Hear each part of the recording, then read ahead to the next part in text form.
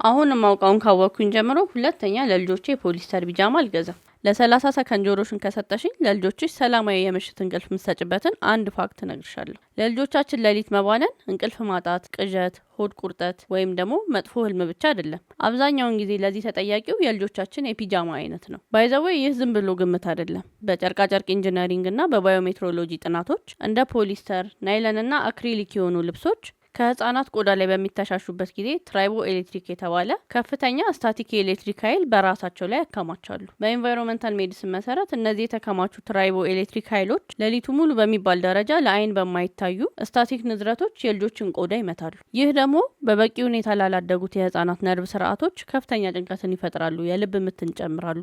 በአጭሩ ወደ ዲፕ ስሊፕ እንዳይገቡ ያደርጓቸዋል። እናቶች ጥሩ እንቅልፍ ከምግብ በላይ ነው ይላሉ።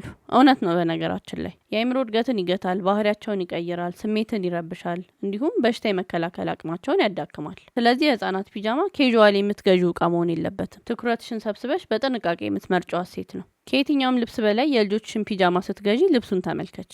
ኮተን፣ ሊነን እና ውል የሆኑ ጨርቆችን ምርጫሽ አድርግ። ከተገኘ ደግሞ ሲልክ እና የባምቡ ጨርቆች እጅግ ተመራጭ ናቸው። ከዚህ ውጪ ፖሊስተር፣ ናይለን እና አክሪሊክ ከተባሉ ጨርቆች የተሰሩ ፒጃማዎችን አትግዢ። የልጆችሽ ሰላምና የአእምሮ ጤንነት ትንሽ ብር ሴቭ ለማድረግ ከምትጥሪባቸው ፒጃማዎች በላይ ውድ ነው። ስለዚህ አስቢበት።